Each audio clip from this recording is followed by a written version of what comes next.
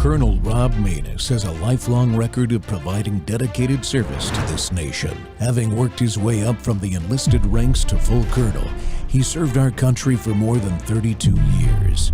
He has served as a bomber squadron commander, bomb disposal technician, Joint Chiefs of Staff Operations Officer, assisted the National Security Team with the campaign plan for the global war on terrorism. He authored the first theater nuclear war plan and served as the Vice Commander of America's largest airborne intelligence wing. Colonel Rob Maness is a true American hero.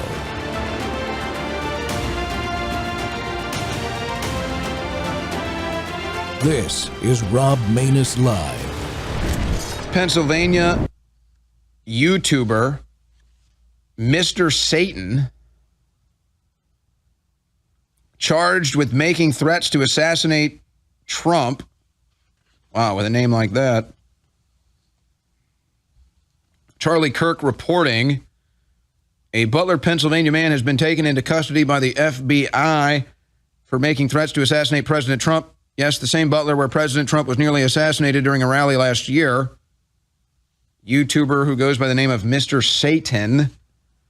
Butler resident 32 accused of making threats against Trump, Elon Musk, and ICE agents.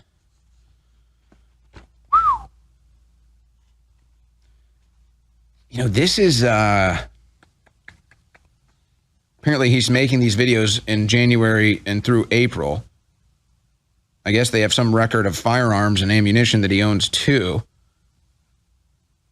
that he purchased after the inauguration. Well, there's nothing illegal about that, but considering the things he was saying, I suppose, a bit of a problem there.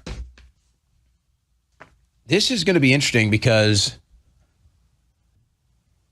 where do you go from here? Obviously, this individual is not the only person making threats against Trump and Musk.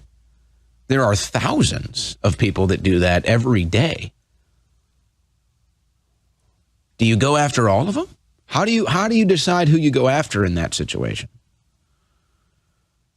And I'm not standing up for the people that are making these threats. You're going to get what you deserve if you do that. You're not very bright.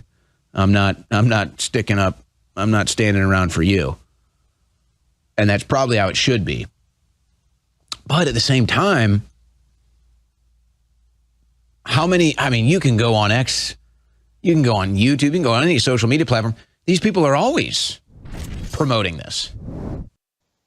Incited to violence, the American left's epidemic. And yeah, it's an epidemic. Welcome back to Truth Thursday on the Rob Maness Show. And we're live on Worldview Tube, our X Spaces simulcast, Rumble, YouTube, Truth Social Plus. Go check that one out. It's a really good channel. Amazon Fire, Apple TV, and Roku. Well, you just heard that. Another threat that President Trump was revealed just last week. Sean Monpert of Butler County, Pennsylvania, was federally charged by acting U.S. Attorney Troy Rivetti for making threats to assault and murder President Trump and other United States officials and even ICE agents. The FBI identified Monpert as a YouTube user, Mr. Satan, who posted threats between January 15th and April 5th, 2025, just like you heard Owen talking about there. Investigations linked to the account to Monpert's Western Pennsylvania home revealed he obtained a firearms permit after Trump's inauguration and admitted to stockpiling guns and ammunition, which is not illegal.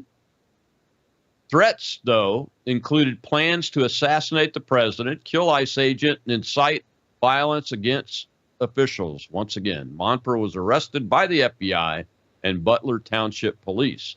Just a few minutes before then-candidate Trump was shot in Butler, PA on July 13, 2024, today's guest, the mayor of Slippery Rock in Butler County, Pennsylvania, J.D. Longo, was having a nice conversation with him about how they were going to deliver PA in the presidential elections and was right there when the assassin fired his bullets. He also spoke at the Return to Butler rally, showing these Democrat terrorists that Americans will not be deterred from taking our country back. JD's a Marine combat veteran that shouldn't surprise anybody, a Trump elector, a former director at Early Vote Action. You heard it, Early Vote Action. He's an educator and first-generation American. JD, welcome to the Rob Maness Show, sir. I appreciate you coming on. Rob, thanks so much for having me on. It's a pleasure to be here with you today. Thank you. I've been wanting to tell your story for a while now, but before we get into that, let's talk about this Mr. Satan guy, which is right there in your backyard again. What is going on? Is something going on in Butler County, Pennsylvania, or Pennsylvania as a whole? Is there a large contingent of like Antifa or something? Unfortunately, Rob, well, first, let me say this. I'm sad that it's under these circumstances that we're chatting today. I do think that there is a problem. In fact, I was just telling some of my friends and colleagues, I think it's not just a problem in Butler County or in Pennsylvania, but that the left has an epidemic of sorts that it needs to address across not just the Commonwealth of Pennsylvania, but across the United States, in that they've gone from this flirtation with violence to what seems to be a justification of it almost. I mean, we look at their celebration of people like Luigi Mangione, who murdered a man in cold blood. We see their tolerance of allowing people like these maniacs who have not just threatened to do violence against the president, but have time and again participated in some less than favorable circumstances. We're talking about Summer of Love riots and protests, all sorts of BLM and Free Palestine movement type of activities. And these folks have been poisoned, in my opinion, by leftist politicians and mainstream media personalities on the left side of the aisle who have celebrated this idea that it is okay to dehumanize those of us on the right side of the aisle, conservative voters, Trump Republicans, just anybody who does not prescribe to their twisted worldview. And we need to find an answer quick, Rob. Yeah, we do. I mean, even some Republicans or people that used to call themselves Republicans have been infected by this epidemic. You know, I saw Kinzinger, who I'm ashamed to say is a retired Air Force officer too, little crying Adam Kinzinger, the former congressman, who was on the January 6th Select Committee about insurrection. Right, yesterday he's on video, JD, inciting insurrection, telling people it's time to go to war. Yeah, of course. And, you know, this is in lockstep with everything that the left has done to us over not just the last year, but over the last 8 years since they ousted President Trump and our MAGA movement, because they knew that we were on track to give this country back to its people and right the wrongs of all of the past decades of mismanagement. You see time and again how they describe us as Nazis, as fascists, and this is par for the course in their plan to dehumanize us, to make people in their realm think that it is okay not just to treat us with disrespect, but to do anything that they can by any means necessary to silence us or remove us from positions of influence. We see, again, you know, we could talk about all the politicians who we saw not just inciting insurrection today, but let's look over the last 8 years. Individuals saying, if you see a Republican or somebody associated with President Trump at a restaurant or out in public, you push back on them. You tell them they're not welcome. This is exactly what we can expect, Rob, this kind of flirtation with and execution of violence against the president and his supporters when you tolerate and allow for language like that. And look, I'm all for freedom of speech, and I'm all for the Second Amendment. You and I are veterans. We took a solemn oath to uphold and protect and defend the Constitution of the United States against all enemies, foreign and domestic. But these folks are taking it a step too far. What they are flirting with is not protected and should not be tolerated by any means. Yeah, exactly right. That's why I pointed out in my monologue that the guy buying a firearm and stockpiling ammo is not in and of itself illegal. We all have the right to do that, but it's in the context of his threats and the timing of it and those kind of things where you have to roll that in and take that into consideration. And it is against the law to make a threat against the United States president. There is a law against that, so that's not protected by the First Amendment. JD, what do you're a longtime America First guy like I am. From your perspective, what is it about the policies that we advocate for, which are the heart of Americana?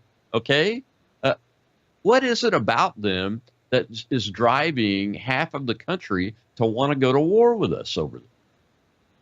I wish I could give you a good explanation, Rob. I personally, and nobody with a brain can understand how anybody in the United States, any American citizens or a friend of the United States, could be upset with us wanting some very simple things, right? Us to not inflate our dollar to kingdom come, get our public debt under control, have transparency in government, make sure that consumer goods and services are available and affordable to all Americans, regardless of race, color, and creed. These are purely American issues, and they benefit everyone. And yet, we have folks on the left who are fighting us tooth and nail. They're even going so far as to say that a guy from El Salvador was wrongfully deported back to his country. And by the way, we're talking about a criminal here that these people are defending. It makes you wonder what is in the water. If you go back, though, a couple of decades, Rob, a couple of things are very clear to us. First of all, you have the absence of the nuclear family. That's no secret to anybody. We have replaced God with a sense of self. We are the gods of our own universe, or at least many Americans think so, especially those on the left who have put faith entirely by the wayside. And finally, let's take a look at our education.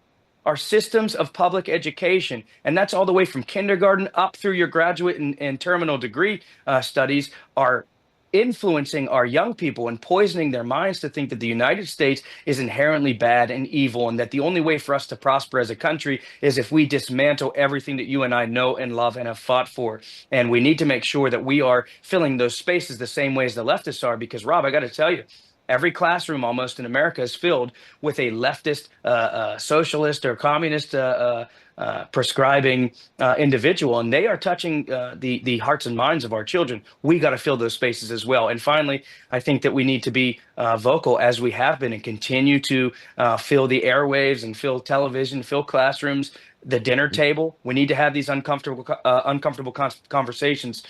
Because this is where we've come to now, because we've decided it was impolite to talk about religion and politics. Yeah, I'm glad you brought that up. You know, I was so pleased. This is what I voted for when I voted for Donald Trump, especially the second time. You know, he declares Holy Week, and puts out big statements about it, and it comes from his heart, and it's what he really believes. You can tell he's grown as a Christian. He was kind of a rookie Christian in his first term and had just converted, he said. But he's grown now, and we have this entire documentation of Holy Week and what it means and those kind of things. It wouldn't surprise me if the president doesn't try to make Easter a national holiday, which it probably ought to be anyway. I hope he does, Rob. Holidays in this country, it's the most important one. Were you okay with him doing that? Absolutely. Look, anybody who wants to fight the reality of the situation, and that our founding fathers, even those that were not Christians, and could have been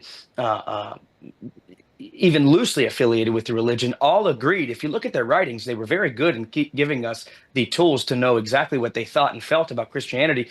All of them agreed, even those who were deists, that the teachings of Jesus Christ were the best, and that only on the precepts of the Judeo-Christian tradition could a country like the United States be built and then prosper later on. And so I hope that the president will give some credence to that. And furthermore, I want to take it a step further. You know, you said that he's a changed man. I have to tell you, the difference between my conversations with him before July 13th and after made that very clear to me. And look, the president was always kind and gracious and soft-spoken, but you could see that God touched him in a way that day. And I think that he realized, and we all realized, two things. One, that he is the leader that he says he is and that we believe him to be, that we need right now. And two, that God has a plan for him and for our nation. Yeah. God definitely saved him because he's got a plan for all of us. Thankfully, it appears to be a good plan. And like you, I've only spoken to him 3 times, 2 before and once after the assassination attempt. But I could tell, too, in just a very brief, less than a minute conversation I had with him, that he's much more focused and he is very grateful and determined to use this time that he was given by God to do the right thing by Americans. Well, we got to take a break. When we come back, I want to get your take on whether these are domestic terrorists or not, and how we ought to be approaching them And then after that, I want to get your experience, discuss your experience on the stage there and with the president and Butler on July 13th, and then in the return rally too, as we go into the show. We'll be right back with the mayor of Slippery Rock, Pennsylvania, from Butler County, J.D. Longo.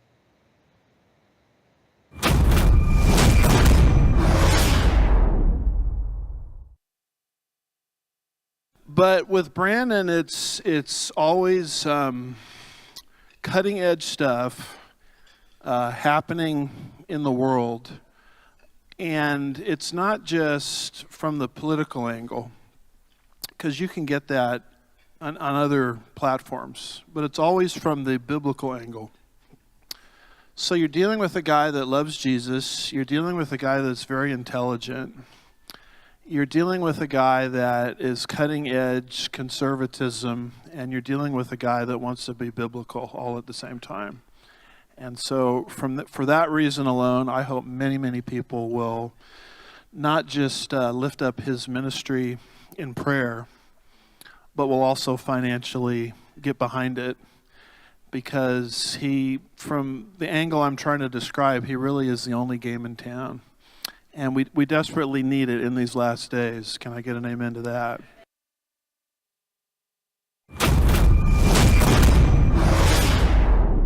They're celebrating Luigi Mangione. Who? They're celebrating Carmelo Anthony, the kid that stabbed the guy to death at a track meet. They're celebrating him. He's raised like $500,000 for his legal defense, which I say fine. Everybody gets the right to legal defense in a trial. But let's not confuse the situation. The day they find out Luigi Mangione is innocent is the day they are no longer interested in him. They only like him because he's a killer.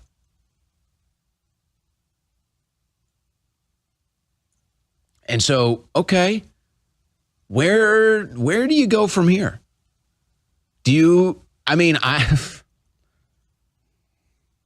could see the slippery slope argument, but like I said, I'm not sticking up for this. I'm not getting on that hill.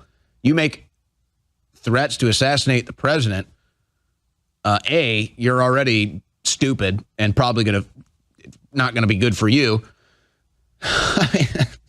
You shouldn't have a record of the guns you purchase anyway, but let me just tell you, you're an idiot if you're on the internet making threats against the president and then making a massive firearms purchase. You're not a very bright person. So, but where do you go from here? Do you make thousands of arrests against people threatening to assassinate President Trump? I would actually, I would support that. I would support that, because this is how it needs to be treated. We're dealing with a domestic terror group called the Democrat Party. We all know it. So yeah, let's treat them as such. Welcome back to the Rob Maness Show. It's Truth Thursday, and my guest is the mayor of Slippery Rock, Pennsylvania, J.D. Longo, and that's Owen Schroer again. J.D., you probably noticed I've used two clips from Owen on Alex Jones' channel, because there's very little video coverage of what's going on here. Very little. And usually I try to pull a clip from a local TV station, but you couldn't find one. And what do you think about what he said there? The Democrat Party is a domestic terror organization. Is that going too far? Well, look, Rob, as much as it pains me, I have to admit that I do have friends and family who are members of the Democrat Party. I come from an old Catholic Italian family. Many of those individuals worked in the mills. And so, of course, they were Union Democrats. They had the Pope and JFK pictures on the wall, right? But they were conservative Americans who loved their country, who fought for this country in the Second World War, in Korea and Vietnam.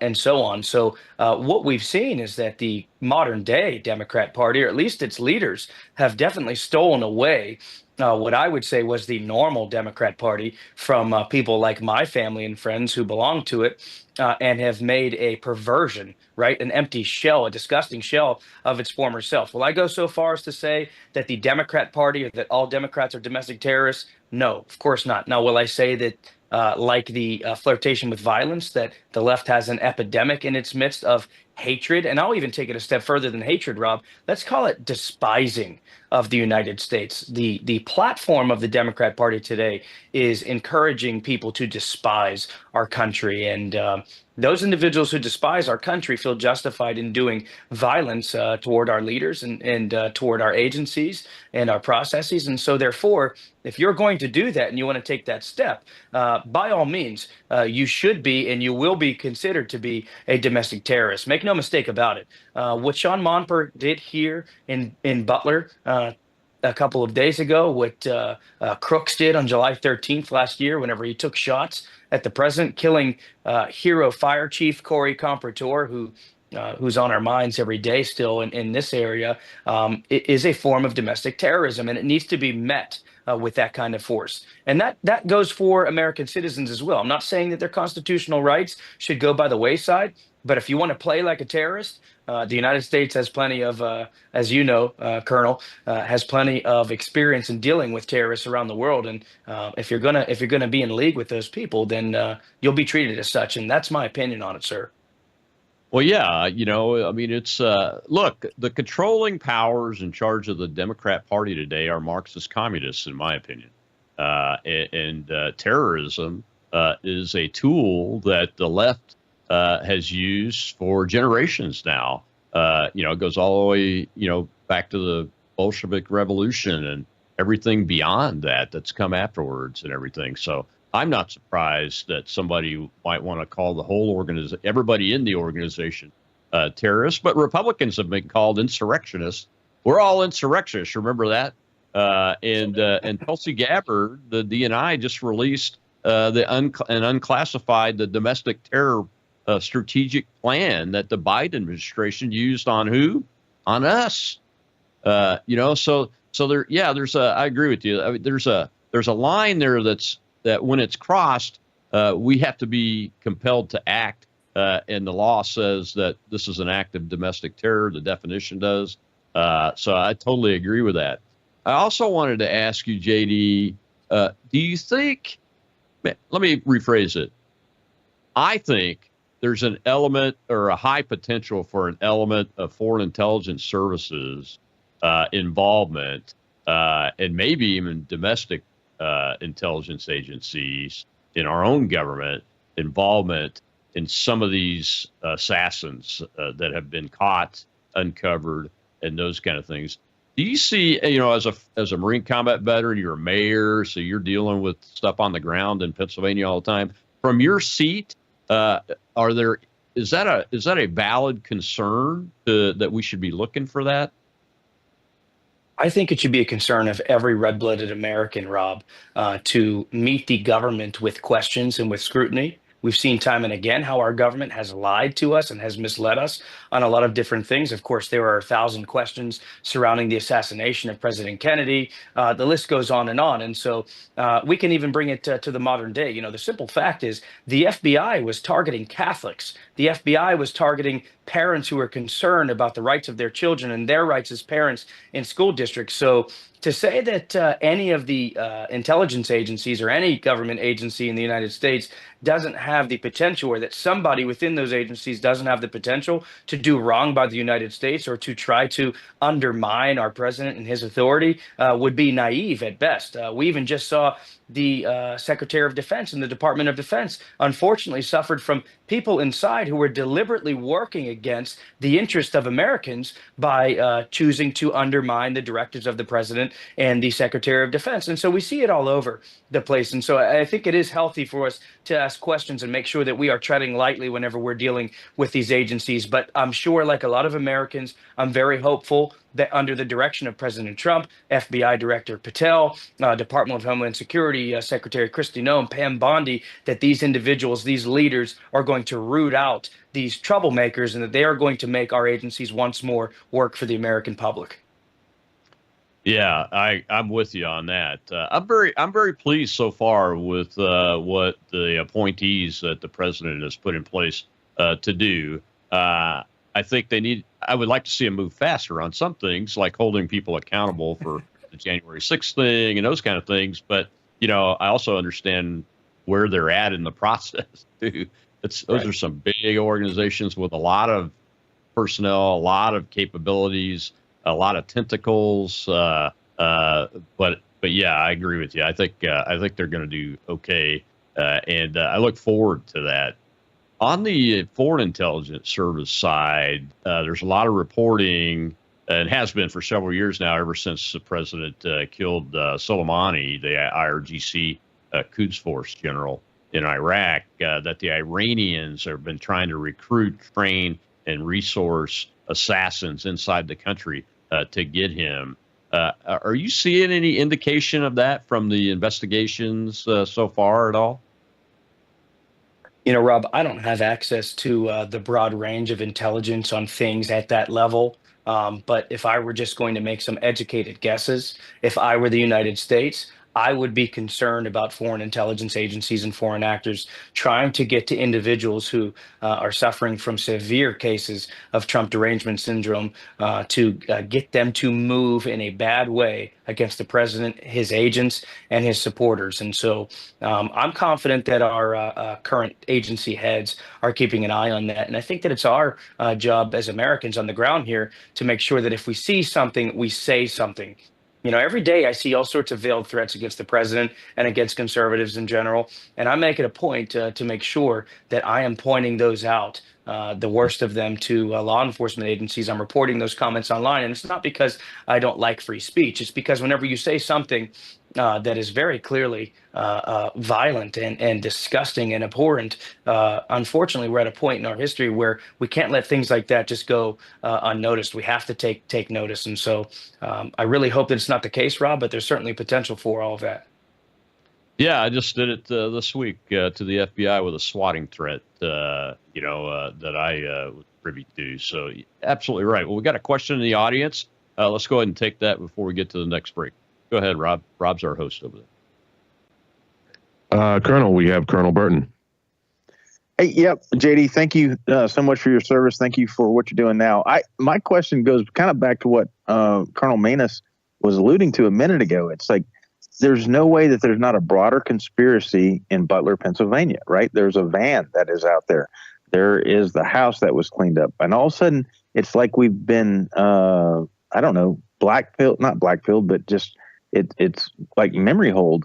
The investigation that's going on. Do you have any indication that there's a investigation that is active, looking for a broader conspiracy and the people behind this guy? He was on the phone. We have pictures of him on the phone. Can you put some meat on this bone and make us and let us know that this is actually, we're going to get to the bottom of the people behind trying to kill President Trump? Because there's no way it was just that kid, right?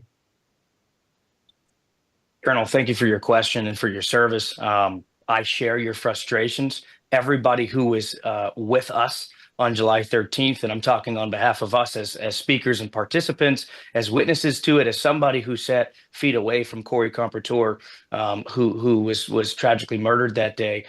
We're also frustrated at the seeming forgetfulness of everybody in the country. And I wish I had an answer for you as to whether or not there was still an active investigation going on. Now, I will say this. I don't think that in any way our president or his allies and his agents that he has personally appointed to positions of authority would ever try to mislead us or hide the truth from us. So I do hope that sometime in the very near future that we will finally get to see what the truth of the matter is. But keep something in mind too, and this is something I tell myself to try to make myself feel a little bit better about the lack of information that we have on all of this. You have decades worth of bloated political bureaucrats, right, who are appointed, not elected, by a leftist, a Democrat, a liberal machine that are still deeply ingrained and entrenched. They have their claws in our system. And at every step of the way, they are trying to undermine the president. They're trying to slow down the MAGA agenda that the popular vote mandated. And so as we start to get these people out of the way, my hope is that more intelligence will be made available to us, because at the end of the day, the president deserves to know everything about that. The Compertor family deserves to know everything about that. The American people deserve to know everything about that day. Absolutely right, JD. And in the next segment, next two segments, we'll talk more about July 13th, and then the follow-on rally. I want to get your thoughts from your perspective on the day, how you were feeling, what you saw and heard around you, and we'll hear from one of the people that was there on the incoming clip right after the break. We'll be right back with Mayor J.D. Longo of Slippery Rock, Pennsylvania, out of Butler County.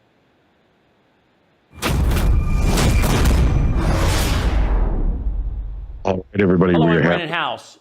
Is the government tracking you? Do they have access to all your data? Well, if you go to worldviewtalk.com, you'll find out about a cell phone company that, well, does not store your data. They don't do that. This is what they're known for. They don't store your data. You have privacy. You're not being tracked.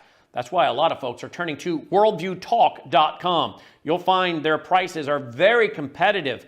All the details are there at worldviewtalk.com. Again, worldviewtalk.com. Oh, while you're there, not only do they have cell phones that aren't tracking you, you can find out about how to get a satellite phone. Should the whole system go down and you want to communicate with a family member or a loved one, you might want to have a satellite phone. Or how about their solar generators? They have great solar generators.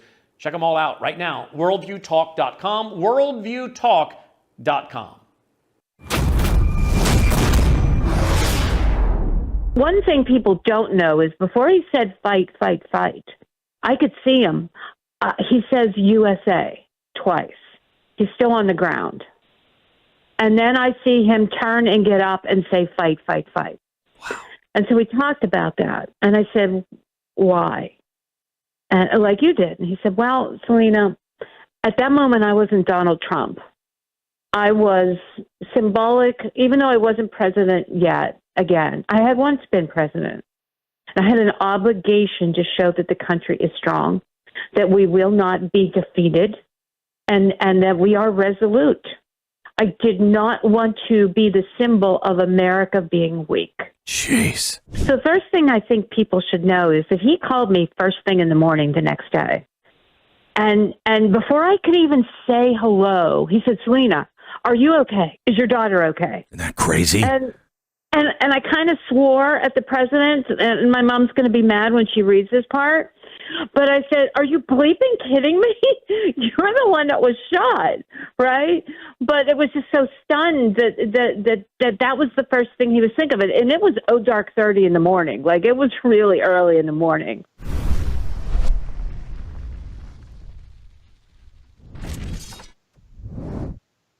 Welcome back to the Rob Maness Show. It's Truth Thursday, and my guest today is one of the men and women that was there at the scene of July 13th, 2024, when Donald Trump was shot. J.D. Longo is the mayor of Slippery Rock, Pennsylvania. J.D., I'll tell you, as somebody that's been in combat before, you know that nobody knows truly how they'll react when this happens to you. And the president reacted the way I expect a seasoned combat veteran to react. And he's never been in combat, which tells you that he has a constitution in his soul, I think, that drove him to stand up and say, fight, fight, fight for the country. Your thoughts on that, and tell us about your day that day, if you can do it. I understand it's difficult. I was at the Pentagon on 9/11, so these things are hard, but I just wanted to give you a chance to talk about that. Thank you, sir. Let me start with this. First of all, listening to Selena Zito, who's a good friend of mine and who was right in front of me during the rally in the buffer. In fact, I got some great pictures of her and her family that were in the buffer there. Just minutes before the shots rang out. It gives me chills. It's something that I think about every day. It's still very fresh on the minds of everyone in our community. And as a combat veteran, as a Marine who endured that, to have my family and my closest friends there with me at my invitation, I might add, to endure that, and to hear my little sisters 10 years younger than me say after the fact in tears, this must be what you felt like, after you came home from Afghanistan. It still, hits me in the heart. But the day was like any other Trump rally at the beginning that you would think of. If you've been to a Trump rally, you're familiar with the excitement, the camaraderie, the hope, the inspiration. It's such a beautiful day. Now that day, it was over 90 degrees. It was sweltering hot, but all of us were there with excitement, ready to hear a message of hope from the president in the midst of the debacle and the nightmare that was the Biden-Harris administration. I was honored to be asked to open up the rally that day. I had opened up the Butler rally for the president in 2020. At the time, that was Halloween in 2020. At the time, it was one of his largest rallies ever, 60,000 people in Butler. So whenever I spoke at that one, I thought, I'll never have this opportunity again. To my surprise, I had the honor to do it once more on July 13th. After I spoke, led the rally in the Pledge of Allegiance, which I absolutely love. It's my highest honor. I got to go back and have a few words with the president. And we spoke for a few minutes about what the situation was on the ground, what the energy was like. He asked me how I thought we were doing in Pennsylvania. I said, Mr. President, we're going to deliver Pennsylvania for you. Butler County is working hard for you, sir. And he smiled. We shook hands. We had our picture, and I was on my way out. Fast forward a few minutes later. So we're talking 15 to 20 minutes later. The president's coming out to his podium. And to paint a picture for you and for the audience, if you were the president standing at your podium and you looked to your right shoulder, to your 3 o'clock, you would have seen me and my wife and all manner of the other speakers and participants, members of public office that day sitting right there. Selena was directly in front of his podium with her family. Her daughter and son-in-law were in the buffer. We heard the shots. Now, I've heard gunshots before, sir, but my brain would not allow me to think that that was even a possibility. Truth be told, I thought it had to have been a firework, a firecracker, what have you, because the sound of those shots was very muffled. It almost sounded like, and people say, you sound ridiculous. You were a Marine. Look, it sounded like a 22. I talked to everybody that was there that day. It sounded like a firecracker, and then I said, okay, it's small caliber. Of course, we know that it was an AR-15 later. But again, nobody really thought that that was even possible. We're at a Trump rally. The former president and soon to be next president of the United States is on this stage. No way that this could be happening. My mind went to, Colonel, and you might remember this, when Ronald Reagan was giving a speech after he was nearly assassinated, a balloon popped in the venue that he was speaking at, and he said, "Missed me." I really thought that it was going to be one of those gag moments, those funny moments. Of course, it was not. I noticed very quickly behind me, about 15 feet to my 6 o'clock, the people that were seated around Corey Comprador were screaming. But what they were screaming, Colonel, was, "He's here, he's here." Many of us thought that they were saying, the shooter is here inside of the venue with us. I realized quickly after that it wasn't inside, but it was actually outside of the perimeter that the shots were coming from. All I could do was lay down on top of my wife, who was pregnant at the time, 10 weeks, 9.5 weeks. And I hate to say that I wasn't fearful for my own safety, but I was fearful for the safety of my sister, my wife, my pregnant wife, my mother-in-law, my mother, father-in-law, and all of those around me. But I watched the president. I watched what Selena is talking about. I could hear what he was saying. I could see what he was doing. I saw his face. I would look up to make sure he was okay. In fact, for one split second, I thought, why isn't anybody on top of this guy? We need to protect him. And then my next thought was, if anybody goes near him, they're going to have a bad day. Right. So I watched what Selena is describing. And all I can tell you is that despite the horror and the nightmare of that tragedy, President Trump stood up and he showed us in that moment what a fearless leader that he is, and that he could be, and that he will be for us in the future. And he inspired all of us to action. And I don't mean to say to do anything in particular, but to not be fearful, to be resolved, to be loud and vocal about what we know to be true and right in this race. And by the will of God and the people, it paid off, because now we have a strong leader once more again in President Trump. Yeah, absolutely. Thank you so much for telling that story, JD.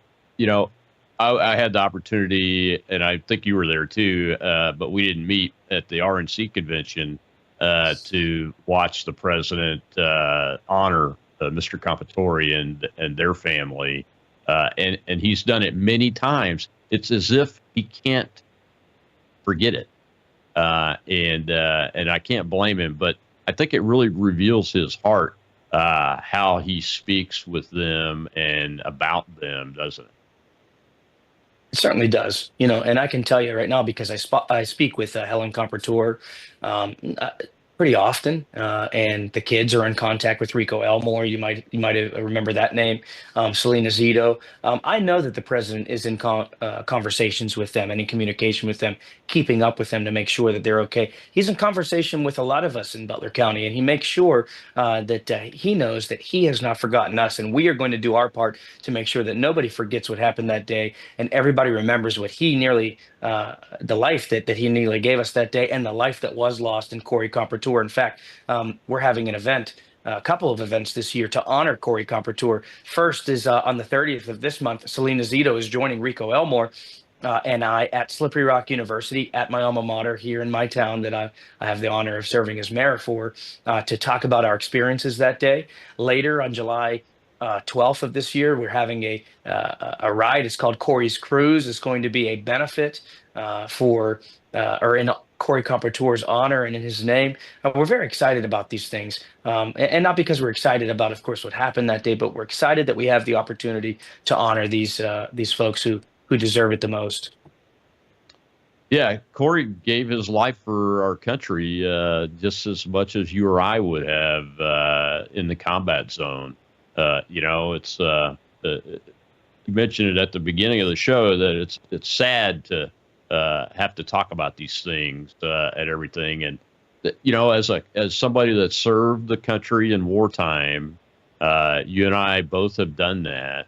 I think that's why you said that it's sad to have to talk about these things, because we were starting out talking about the Democrats, the crazy violence that their members keep imparting on American citizens, including this president and all those around him. JD, it really is puzzling. So Corey is just like any other war veteran, in my mind, and he died protecting his family and serving his country, just like anybody else. How is the family doing? Are they doing well?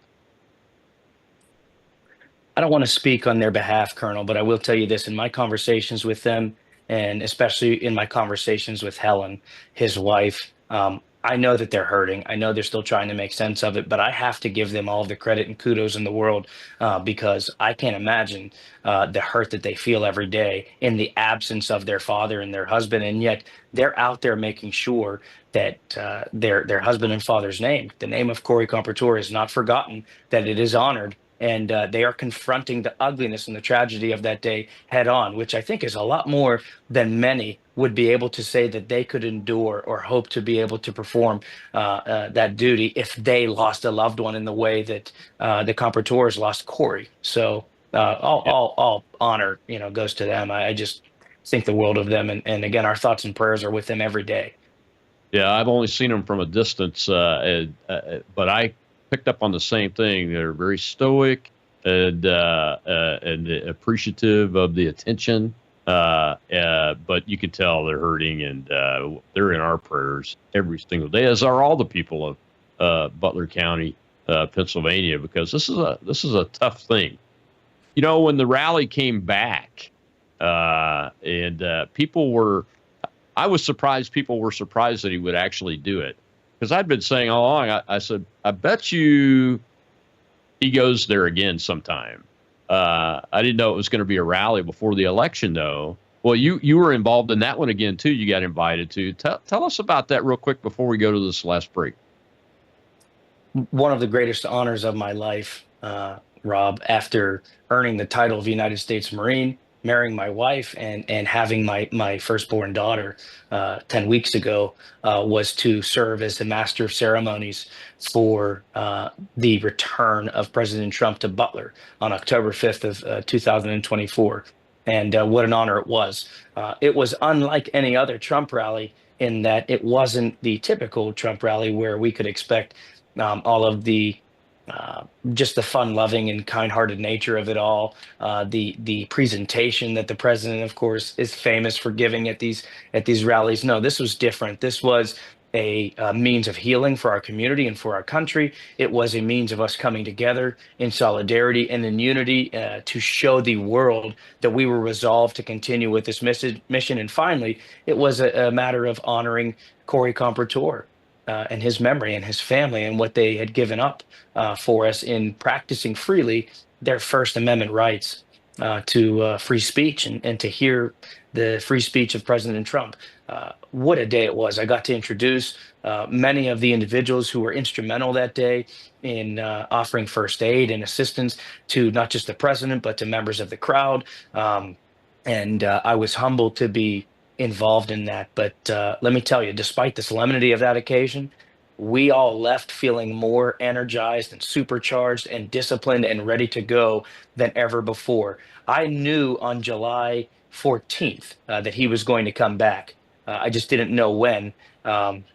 Seeing him there that day, again, it just made us all realize who he is as a leader and that he wasn't fearful to come back. And more than that, Rob, it was his nod to us here in Butler County that he wasn't going to forget about us or let us go by the wayside. He was in it for the long run with us. We share a special bond with the president. We did back in 2020 and 2016, but now more than ever, Butler County and President Trump are in lockstep and hand together. Yep, exactly right. You know, the day before that, I was in Fayetteville, North Carolina, on the stage with him at the Veterans Town Hall that he did outside of Fort Bragg. I don't call it that other name. I'm glad that it's gotten it renamed like he promised he would do. I don't care who it's named after, but it is back to Fort Bragg. But you could tell that he was looking forward to it. He made some comments about that to us, and that it was a big deal to him and very, very important. Well, we got to take one more break. When we come back, we'll see a little clip that I want to get your take on this because I've seen it a couple of times. It's about a CNN issue and the July 13th rally. We'll be right back with Mayor J.D. Longo of Slippery Rock, Pennsylvania.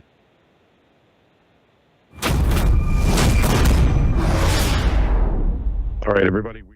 Hello, I'm Brandon House. Would you like to gain access to over 20 years of my radio shows, TV shows, my books? I've written 15 books, and most of those books are ebooks now. And we have conference DVDs, conferences where we filmed our conferences at the Ozarks, literally starting 20 years ago.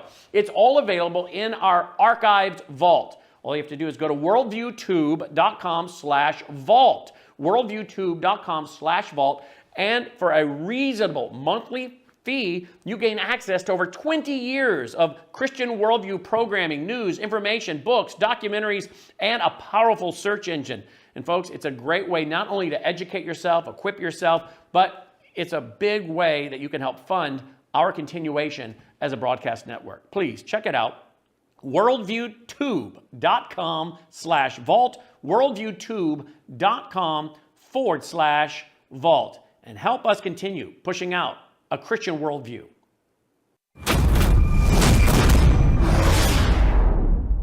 What we know is you have a very young kid who was filmed. They knew he was there with a rangefinder a half an hour before the event. You also know that CNN streamed it live, which I do not believe they did for any other rally, and certainly not for a rally that's in the middle of nowhere in Pennsylvania. Like, there's a lot of weird shit. Welcome back to the Rob Maness Show. It's Truth Thursday, and we've had the honor of having as our guest today the mayor of Slippery Rock, Pennsylvania, in Butler County, Pennsylvania, J.D. Longo, with us, who's also a Marine combat veteran, a dad, a husband, an educator, has worked as a director for Early Boat Action, and was a big part in the president becoming president of the United States again. Because as I tell you all the time, Pennsylvania was the key. That's why it's called the Keystone State. And in this case, it really was. JD, I had to play that clip because the first time I ever saw it, it really struck me as odd.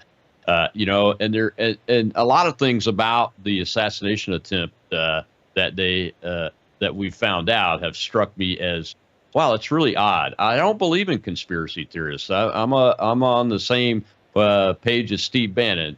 I don't believe in coincidences either. You're there on the ground. You've seen the law enforcement activities and those kind of things. Are these, these little odd things, are they being documented and looked into? We really haven't seen or heard a whole lot about the final law enforcement part of the investigation. Are you concerned at all that we haven't? It's just kind of strange.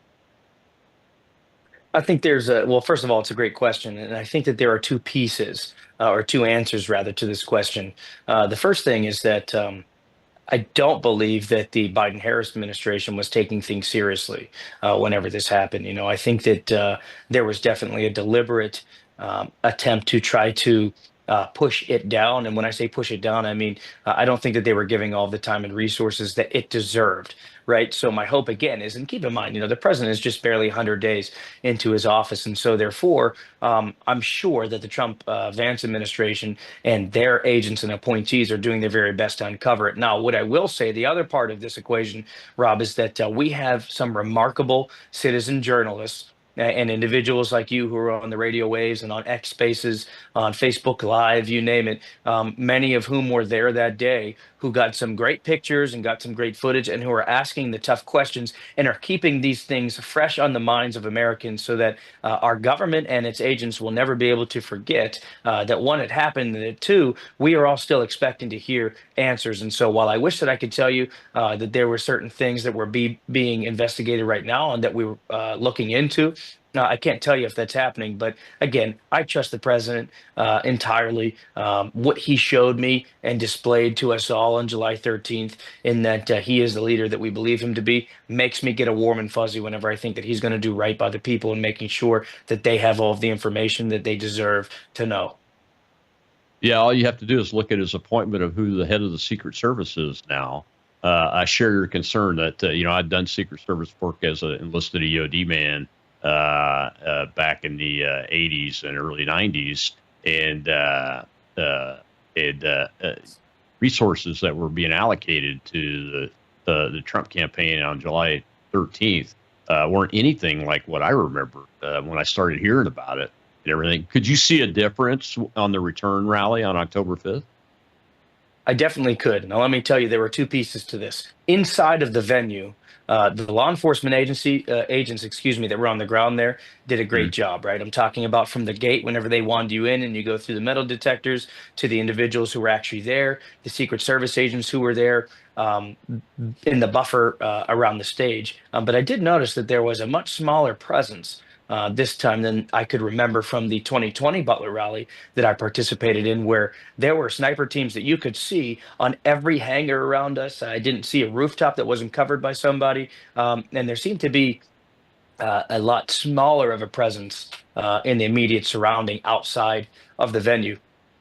I wish that I could speak a little bit further to that, but you have to remember too, Rob, that I was not just inside the venue, but I spent a considerable amount of time backstage and behind the stage preparing to offer my remarks and give my speech, and then of course to meet with the president. And so therefore I didn't get to get a good look on all of the outside. But during the aftermath, whenever I was thinking about it and I was reflecting on those things and looking at pictures, I did realize, that there weren't nearly as many agents around that I would have liked to have seen. And sometimes I think that it was deliberate. I heard that Joe Biden's wife was coming to Pittsburgh on that very same day. Why would they have scheduled that on that same day, knowing full well that the president was going to be here in Butler and would need those resources? Was it on purpose to take some of those resources away and to leave us vulnerable? I'd also be remiss if I didn't tell you that we have a Democrat county commissioner here in Butler County. His name is Kevin Boozle, who fought with our other county commissioners and pressured our sheriff in that he wanted the Trump campaign to sign an agreement to pay for the aid that would otherwise be commonplace mutual aid or mutual service law enforcement or security aid that you would give in this instance. And And he was fighting tooth and nail for that. And so you do have actors at all levels, including here in the county, apparently, who weren't that interested in having a safe event for all of us and for the president. And that was obvious. So am I a conspiracy theorist? No. But did everything line up perfectly that day to make it so that the president and his rally goers would be in harm's way? Yes, they did. And I'm really not one for thinking that coincidences happen so easily.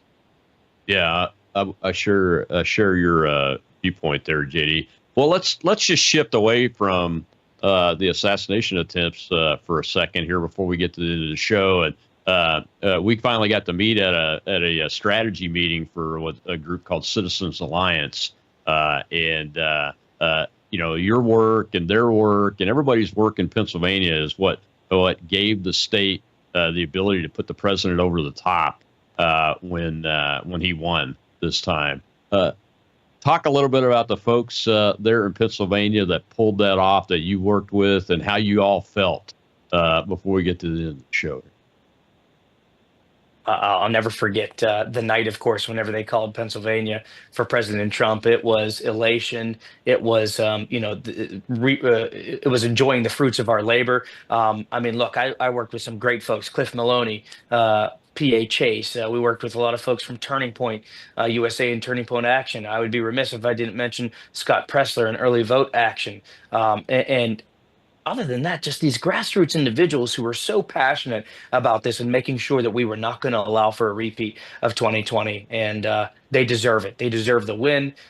President Trump won this fair and square, but or in lockstep with the people. And that's what was really important about the movement. It was ordinary people like you and I, Rob, that pushed him over the line. It wasn't big lobbyists and it wasn't big money. It was just people hitting the ground hard, shaking hands, and making sure that the American people were aware of what President Trump did for us and what he was going to do for us once more.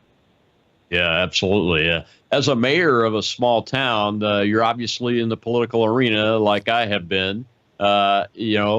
Looking forward, we try to do put a lot of information about how do we go forward, especially, someday President Trump's not going to be on the scene. But we know that we win with him on the ballot more than we win right now with him not on the ballot. And he'll continue to have some impact even after he leaves office. But as we go forward, what's your views on how we build the GOP MAGA winning team for the long term? Well, it's simple, Rob. It's from the ground up. We need to quit thinking that only every 4 years that we need to come out and vote, right? We need to vote every year. Right now in Pennsylvania alone, and by the way, this includes me. I'm up for re-election. I'm running for a third term. You have mayors, township supervisors, members of council, countywide judges, school board members. My goodness, one of the most important posts that somebody could hold in our government are running for election. And so we need to make sure that we're not getting lazy and complacent, Rob. So I want to give a call to action to everybody that's listening to your program right now. I want you to go and call 10 friends and family, make sure they're registered to vote at their current address as Republicans, and make sure they get out to vote in the May 20th primary in Pennsylvania and in the November 4th general in Pennsylvania and all across all of the states in the union, because without us making sure that we're building a strong foundation on the ground level, we can't hope for President Trump and his allies to be able to push forward the MAGA agenda and keep it enduring past his tenure as president. We need to give him a strong base. And so I hope that you all join me in that. Make sure you're going out and doing your civic duty every year. Absolutely right. Well, I want to give you the chance to leave us with one more message, and that one is extremely important. But what do you think is the most important piece of the MAGA agenda that pulls everybody together? I mean, we're pulling people, like young people are polling as conservative Republicans now between the ages of 18 and 21, especially young men, in a majority at this point. So we're pulling people back into this policy arena based on these values of make America great again and the basic core Americanism. What's your view on the best issue and the number one issue that can help us stay glued together on this? Look, MAGA is the big tent movement, right? The Republican Party is the big tent party, and it's because of MAGA. And the single most important thing that makes the MAGA movement successful, Rob, is a love of America and a love of being American. The one thing we can all agree upon, no matter if we're black or white or gay or straight, poor or rich, what we know is that we're all Americans. We all bleed red, white, and blue at the end of the day. And that's the thing that pulls us together and allows us to pull our resources and our energy together to push this country in a way that is going to be deserving of the sacrifices that were made by our founding fathers and the many men and women who have served in our uniformed armed forces that make this country great. And I'm sure that if we continue to keep our eyes on that piece and notice that we have common things as Americans and not as members of other categories, we will continue to be successful as a movement and as a country. Well, thank you, sir. Appreciate it. Thank you for your service. Thank you for continuing to serve us, not just in your city, but your entire country. We're all with you. You're in our prayers. We're pulling for everybody there to continue this. And that's right. Americanism, American values. That's the glue that holds us together. JD, I've had your stuff up the whole show, so folks know where to go find you. We appreciate you, brother. Well, Monday is More War Monday, and I'll have Jake Novak from Real America's Voice on with me, and we're talking Iran, Israel, the potential for a wider war in the Middle East, and I'm sure we're going to discuss what's been going on with these personnel changes at the highest levels of the Pentagon that are revolving around those subjects. I'll see you then.